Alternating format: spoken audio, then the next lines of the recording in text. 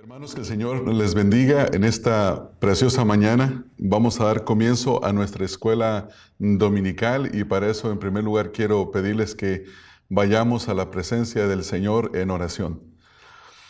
Padre, nos acercamos delante de tu presencia en el nombre de nuestro Señor Jesucristo para dar comienzo a esta clase de escuela dominical donde estaremos estudiando acerca de la suficiencia de las Escrituras, las cuales nos enseñan que podemos confiar en tu palabra totalmente, sin la necesidad de tener que agregarle ninguna otra cosa.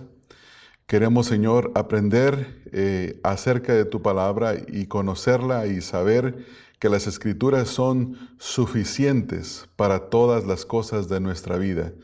Para todas aquellas cosas que pertenecen a la vida y a la piedad, nosotros recibimos la instrucción acerca de tu palabra. Así es que, Señor, en esta mañana queremos rogarte que tú nos hables a través de tu palabra y que al estar estudiando esta lección, nuestra convicción acerca de la suficiencia de las Escrituras aumente, para que cada día deseemos ser como el hombre bienaventurado que se menciona en el Salmo número 1, el cual se deleita en tu palabra de día y de noche, sabiendo que tu palabra es la que trae la santificación. Tu palabra es la que nos hace ser capacitados, ser maduros, enteramente preparados para toda buena obra. Así es que, Señor, te doy gracias por este tiempo que nos estás concediendo juntos para estudiar tu palabra. Todo esto te lo pido en el nombre de nuestro Señor Jesucristo. Amén. Muy bien, hermanos, ustedes han recibido unas hojas para poder estudiar esta lección y como ustedes pueden observar, ahí en el título es la suficiencia de las Escrituras.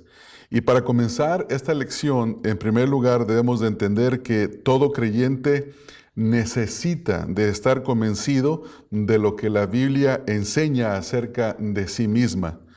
Cuando es aplicada por el Espíritu Santo, la Biblia es completamente suficiente para abordar todos los problemas espirituales, problemas emocionales, aún los más profundos en la vida de una persona. El propósito de esta lección, hermanos, es que cada uno de nosotros pueda llegar a conocer lo que la Biblia atestigua de sí misma, lo que la Biblia dice de sí misma.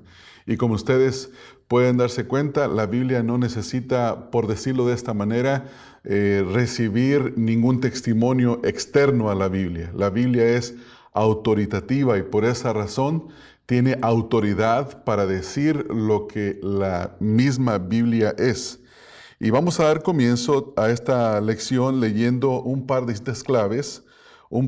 citas claves, que ustedes tienen ahí en su hoja. Y la primera cita es del pastor John MacArthur en cuanto a su libro de la introducción al asesoramiento bíblico o a la consejería bíblica, la página 324, donde dice: por cuanto la Escritura misma dice ser un recurso suficiente para satisfacer las necesidades emocionales y espirituales, sugiero que aquellos que dicen que no lo es, están en un grave error. Las Escrituras dicen que son un recurso suficiente para satisfacer todas las necesidades que tienen el creyente. Y por esta misma razón, si la Escritura dice que así lo es, así lo debemos de creer. Porque cuando creemos lo opuesto, entonces estamos en un error, estamos en un desacuerdo con las Escrituras. Otra cita que podemos ver es la de Jay Adams. Jay Adams es un escritor que ha escrito mucho acerca de la consejería bíblica y él dice lo siguiente en su libro Cómo ayudar a las personas a cambiar, página 202. No puedo exhortarte lo suficiente fuerte como para permanecer siempre consciente de la utilidad de la Biblia para cambiar a los cristianos. Hará el trabajo si solo le das la oportunidad. Es decir, que la Biblia es suficientemente útil para cambiarnos, para transformarnos, para hacer el trabajo que la misma palabra de Dios dice. Y en base a esta introducción de nuestra lección, vamos a dar comienzo ahora a la siguiente sección que tienen ahí en sus hojas, donde vamos a ver una teología bíblica de la Biblia. ¿Qué es lo que la Biblia dice de sí misma? Y en primer lugar, observamos que la Biblia es inspirada. La Biblia es inspirada. La Biblia es completamente única porque proviene de Dios. Dios es su autor. Lo que dice la Biblia, lo dice Dios. Eso es importante entenderlo.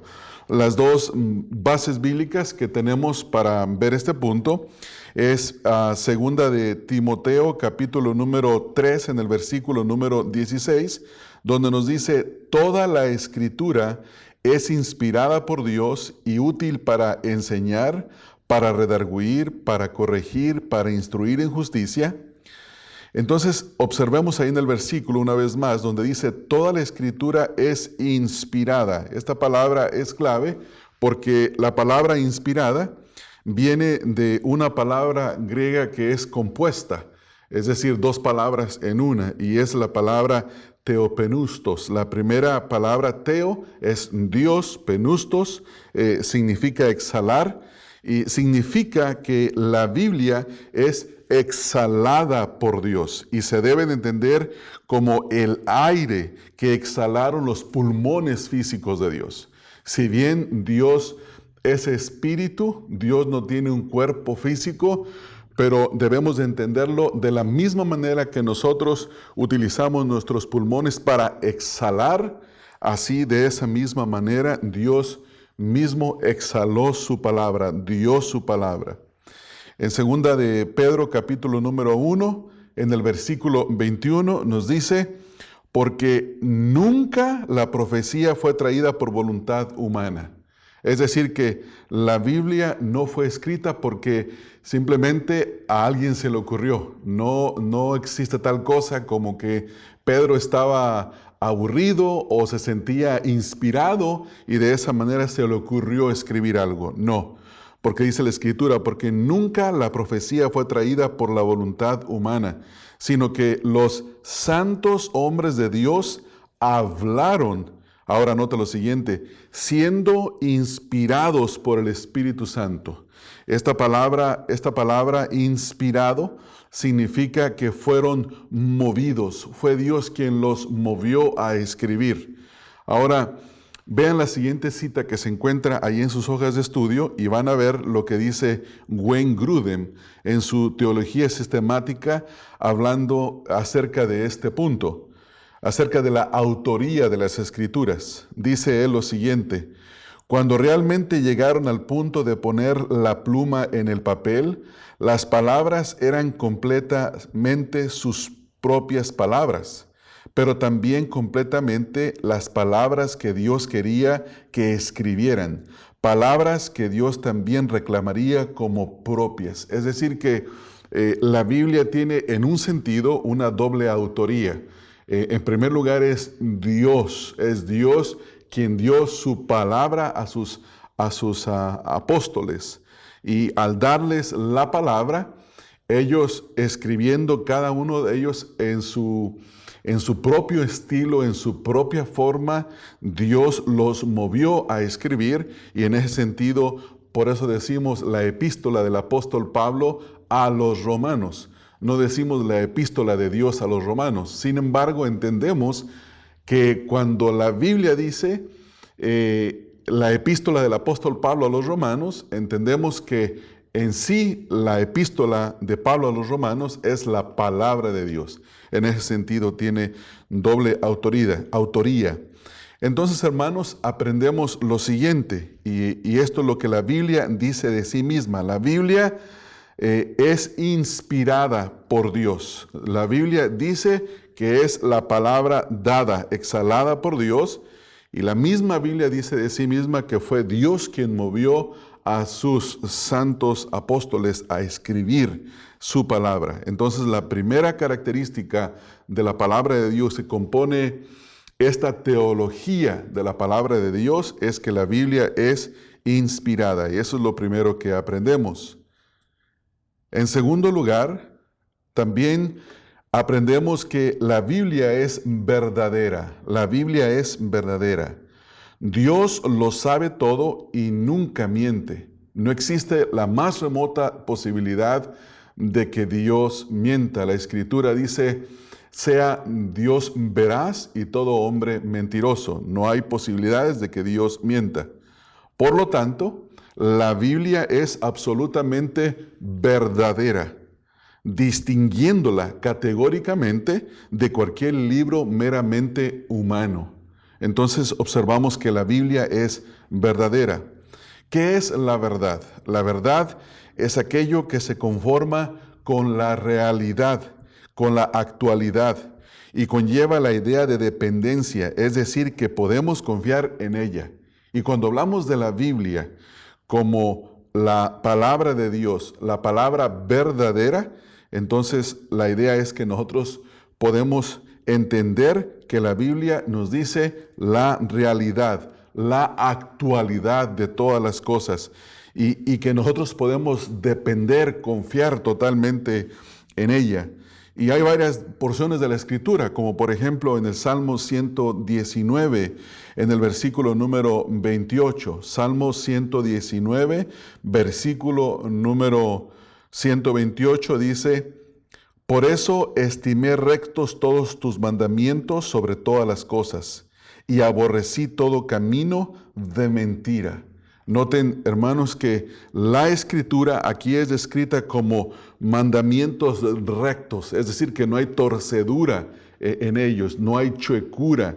Y en oposición a esto, existe otros caminos o otro camino, el cual es camino de mentira, camino de mentira.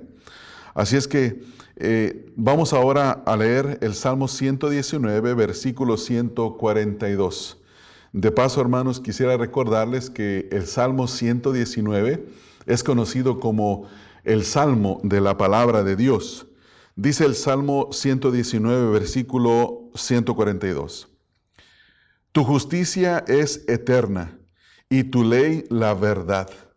Tu justicia es eterna y tu ley la verdad. O sea, la palabra de Dios es la verdad. Salmo 119, versículo 160, dice, la suma de tu palabra es verdad, y eterno es todo juicio de tu justicia. Ahora, note lo que está diciendo aquí el salmista. El salmista nos dice que la Biblia en su totalidad, cuando dice aquí, la suma de tu palabra es verdad, se refiere a toda la Biblia. Desde el libro de Génesis hasta Apocalipsis, entendemos que la Biblia es verdad, toda la suma de la palabra. Y no solamente en su totalidad, sino que también en sus partes. Cualquier porción de la Escritura que nosotros leamos, podemos confiar en ella, que en realidad es la verdad, la verdad. Juan capítulo 17, versículo 17, nos dice, santifícalos en tu verdad, tu palabra es verdad. Entonces, como podemos observar aquí en este versículo, la petición del Señor Jesucristo al Padre, porque estaba aquí el Señor Jesucristo orando en Juan capítulo 17, el cual es conocido como la oración sacerdotal. El Señor Jesucristo está a punto de ser entregado para ser crucificado por causa de nuestros pecados, y Él está orando al Padre. Y en esta oración hay dos cosas que llenan la mente del Señor. La primera es la gloria de Dios. Si usted toma un tiempo y se pone a leer el capítulo 17 de Juan con detenimiento, usted va a ver que hay dos cosas que dominan la mente del Señor Jesucristo. La primera es la gloria de Dios y la segunda es la santificación de sus discípulos. Y en esta santificación, Él pide aquí en el versículo 17, dice, santifícalos en tu verdad. Y la pregunta que hacemos es la siguiente, ¿qué es la verdad de Dios? La verdad de Dios es su palabra, porque nos dice, tu palabra es verdad. Entonces, Jesucristo mismo está atestiguando de que la Biblia es la verdad. Y por esa razón nosotros podríamos decirlo así, que tenemos una plena confianza, porque Jesucristo es quien dijo que la Biblia era la verdad. Y la próxima vez que usted tenga que testificar y decirle a alguien que la Biblia es la verdad y la persona quiera negarlo, usted le puede decir, bueno, la Escritura dice que Jesucristo dijo que la Biblia era la verdad. Entonces vemos, hermanos, en primer lugar, que la Biblia es inspirada. En segundo lugar, observamos que la Biblia es verdadera. La Biblia es verdadera. Y esto nos lleva al tercer punto de nuestra lección, vayan ahí conmigo, donde observamos que la Biblia es inmutable, inmutable. Hay más de 250 formas diferentes de psicoanálisis registradas y están en desacuerdo constante y vehementemente entre sí en teoría y práctica, en contraste con las ideas erráticas, conflictivas y transitorias de los hombres. La palabra de Dios, los estándares y el consejo de Dios son gloriosamente inmutables. ¿Qué es lo que estamos viendo aquí? Es que en el mundo, en la ciencia, por decirlo así, de la psicología, encontramos nosotros que hay muchas teorías, muchas ideologías, muchas corrientes, y estas se oponen entre sí la una a la otra. Cambian constantemente estas ideas de cómo tratar con los problemas del ser humano. No son constantes. Sin embargo, la Biblia es la misma desde el principio. Desde el principio. La Escritura nos dice que el cielo y la tierra van a pasar, pero la palabra de Dios no pasará. ¿Por qué? Porque es inmutable, no cambia. No cambia. No es que hoy esto es la verdad, no, mañana aquello es la verdad. Déjeme citar un ejemplo. Para aquellos que les gusta el café, alguien puede salir con algún reporte, algún científico diciendo que es bueno tomar café, hay que tomar café.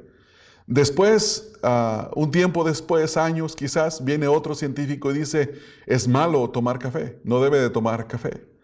Y así la ciencia, las teorías cambian constantemente por nuevos descubrimientos o cosas, y la gente dice, oh, lo que antes creíamos que era la verdad, en realidad no lo era.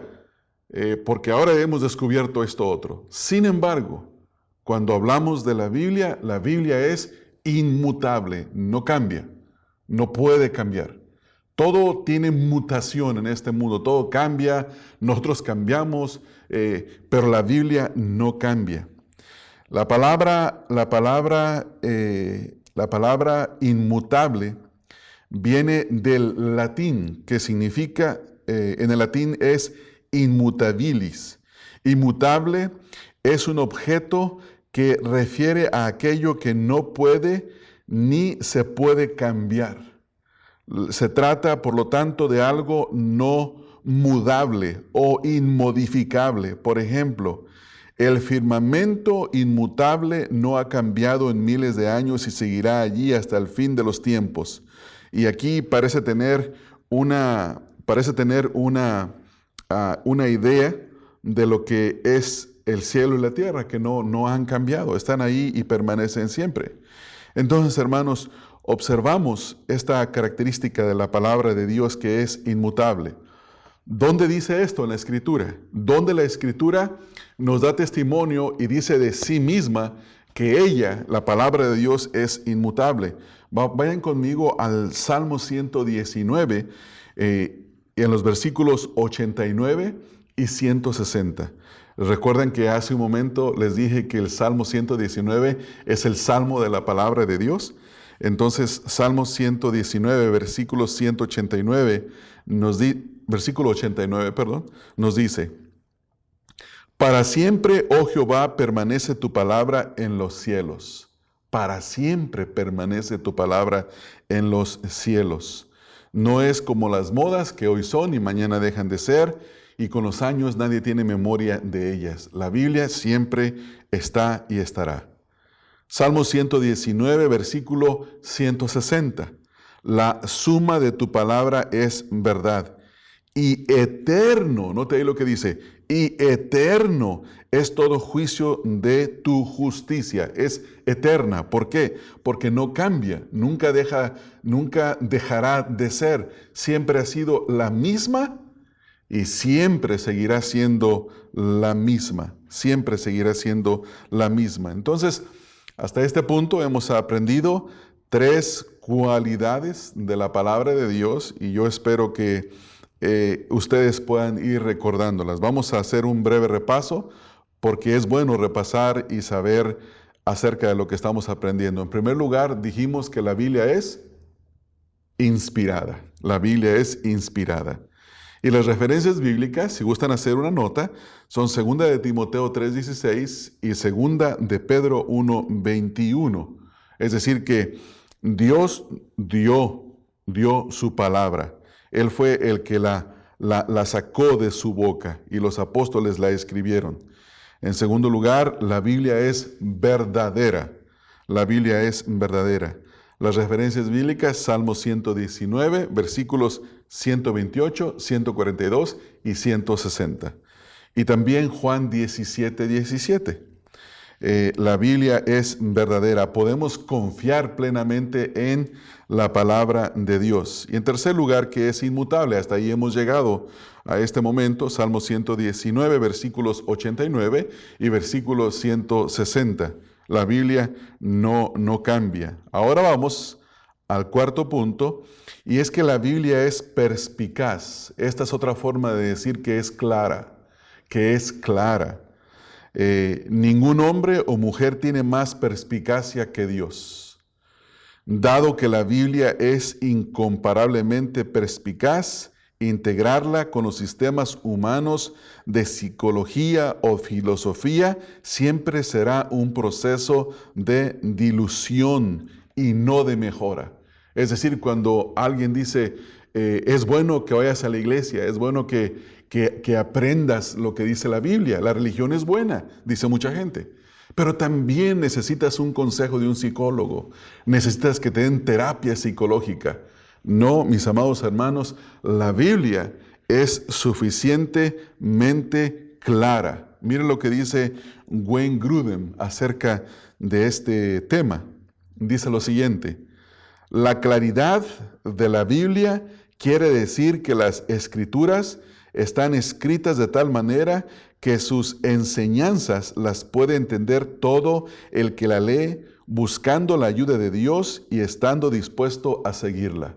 Es decir, que la Escritura es lo suficientemente completa, clara, perspicaz, y podemos confiar en ella. Vean lo que dice el Salmo 119, versículos 99 al versículo número 100. Más que todos mis enseñadores he entendido, porque tus testimonios son mi meditación. Más que los viejos he entendido, porque he guardado tus mandamientos. Ahora, quiero llevarlos a que vean ahí en sus Biblias, por favor, observen sus Biblias, ahí donde están. Noten que el versículo 99 y el 100, los dos repiten una palabra, y la palabra ahí es he entendido. Versículo 99 dice he entendido, versículo 100 dice he entendido. Y la pregunta es, ¿por qué razón es que el salmista dice que él ha entendido? Y la respuesta es porque la Biblia es perspicaz, es clara. La Biblia es muy clara y puede ser comprendida, puede ser entendida cuando se busca y se lee con diligencia y hay una disposición del corazón para poder obedecer, Entonces, esto es importante notarlo, la Biblia es perspicaz, la Biblia es perspicaz. La palabra perspicaz viene del latín perspicaz, Es un adjetivo perspicaz y hace referencia a una persona ingeniosa, aguda, lúcida, astuta, penetrante o sagaz. La perspicacia está vinculada a la capacidad de descubrir cosas que están ocultas o de comprender situaciones que en principio parecen muy confusas. Pero cuando leemos la Biblia, nos damos cuenta de que tenemos ahí esa claridad, ese entendimiento, la podemos llegar a comprender. En quinto lugar ahora observamos que la Biblia es práctica. La Biblia es práctica. Salmos 119, versículo 105, nos dice lo siguiente: lámpara es a mis pies tu palabra y lumbrera a mi camino. Esto quiere decir que cuando usted y yo leemos la Biblia, nos damos cuenta de que nos da una instrucción práctica. Nos ayuda a poder poner en práctica aquello que nos está diciendo y nos dice la dirección que nosotros debemos de llevar, debemos de seguir. Ahora, la palabra de Dios no es un libro de reflexiones teóricas o filosóficas, arcanas o arcaicas. No son murmullos, tampoco son meditaciones. La Biblia trata de manera muy práctica los problemas reales de la vida diaria, como puede atestiguar cualquiera que haya leído el libro de Proverbios, por ejemplo. El libro de Proverbios nos da tanta instrucción. El libro de los Salmos nos da mucha instrucción acerca de esto. Esto es lo que tiene que ver con la Biblia práctica. Vamos a ver un ejemplo de esto. Vayan conmigo al Salmo número 1. Salmo número 1. En el Salmo número 1 encontramos, en el versículo número 1, nos dice que el hombre que no sigue los consejos, ni los consejos, ni el ejemplo de los malvados, de los pecadores, esa persona es bienaventurada. Entonces, Salmo 1, versículo 1 nos dice lo que el hombre bienaventurado no hace. Versículo número 2 dice, sino que en la ley de Jehová está su delicia, y en ella medita de día y de noche. Versículo 2 nos dice lo que hace. Tan solo con leer esos dos versículos, no solamente adquirimos la información de quién es una persona bienaventurada, sino que nos dice lo que no debemos de hacer y lo que debemos de hacer. Y al llevarlo a la práctica, tenemos una claridad de aquellas cosas que no debemos de hacer y también las cosas que sí deberíamos de hacer, las cosas que sí deberíamos de hacer. Entonces, es importante saber que cuando lee la Biblia, no lo está haciendo con el propósito de adquirir información, de instruirse en cómo debatir, cómo pelear contra alguien, cómo ganar un argumento. Ese no es el propósito. La Biblia se escribió para que conociéramos a Dios. Juan capítulo 17 en el versículo número 3 dice, y esta es la vida eterna, que te conozcan a ti y a Jesucristo tu Hijo, quien tú has enviado. Es decir, que la Biblia tiene el propósito práctico de conocer a Dios, conocer a Jesucristo y de que vivamos de acuerdo a su voluntad. Es decir, que hagamos aquellas cosas que van de acuerdo a la voluntad de Dios. Esto tiene que ver con el aspecto práctico. Punto número 6, que nos dice que la Biblia es efectiva. La Biblia es efectiva. Salmo 119, versículo 133. Juan capítulo 8, versículo 31 al 32. Romanos 6, 17. Santiago 1, 21 al 25. Estas son las referencias bíblicas que nos dicen que la Biblia tiene una característica y es que es efectiva. Cuando la Biblia es aplicada por el Espíritu Santo, la palabra de Dios trata efectivamente con los problemas humanos más profundos, incluso los pecados que dominan la vida de una persona. Ahora, noten lo que dice el Salmo 119. Salmo 119, versículo número 33. Ordena mis pasos con tu palabra, y ninguna iniquidad se enseñoree de mí. Noten que el salmista está pidiendo a Dios que le ponga orden a su vida, que le ayude a ordenar su conducta, que le ayude a ordenar sus pensamientos, su manera de vivir. Y dice, hazlo con tu palabra. Es decir, que la Biblia es práctica. La Biblia nos ayuda a ordenar nuestra vida, a ordenar nuestro camino. La Biblia es práctica. La Biblia es práctica. Y esto es sumamente importante de entender. En Juan capítulo 8, versículos 31 al 32, el Señor Jesucristo le dice a la gente que le estaba escuchando, dijo entonces Jesús a los judíos que habían creído en Él, si vosotros permaneciereis en mi palabra, seréis verdaderamente mis discípulos y conoceréis la verdad y la verdad os hará libres. Noten lo que está diciéndole aquí a sus discípulos que habían creído en Él. Dice, si ustedes permanecen en mi palabra, seréis verdaderamente mis discípulos. Es decir que no es suficiente decir que se es discípulo del Señor Jesucristo si no se permanece en la palabra de Dios, si no se busca el obedecerla. Pero también nos dice, y conoceréis la verdad y la verdad os hará libres. Es decir que la Biblia es práctica. La palabra de Dios es práctica. Nos ayuda a cada uno de nosotros a tener libertad de la esclavitud en este caso. En Romanos 6:17 dice, pero gracias a Dios que aunque erais esclavos del pecado, habéis obedecido de corazón a aquella forma de doctrina a la cual fuisteis entregados. Note lo que Pablo está diciendo. Dice que éramos esclavos del pecado, pero al haber obedecido a la palabra de Dios, a la forma de doctrina a la cual hemos sido entregados, esto transformó nuestras vidas, nos ha hecho libres. Ya no somos esclavos del pecado, sino siervos de la justicia, esclavos de Dios. En Santiago capítulo número 1, versículo número 21 al 25, nos dice, por lo cual, desechando toda inmundicia y abundancia de malicia, recibid con mansedumbre la palabra implantada, la cual puede salvar vuestras almas. Note lo que está diciendo aquí Santiago. En primer lugar, hay una referencia a la palabra de Dios, y esta referencia dice, por lo cual, una vez más quiero leerlo, por lo cual, desechando toda inmundicia y abundancia de malicia, recibid con mansedumbre la palabra implantada, la cual puede salvar vuestras almas. Pero sed hacedores de la palabra, y no solamente oidores, engañándoos a vosotros mismos.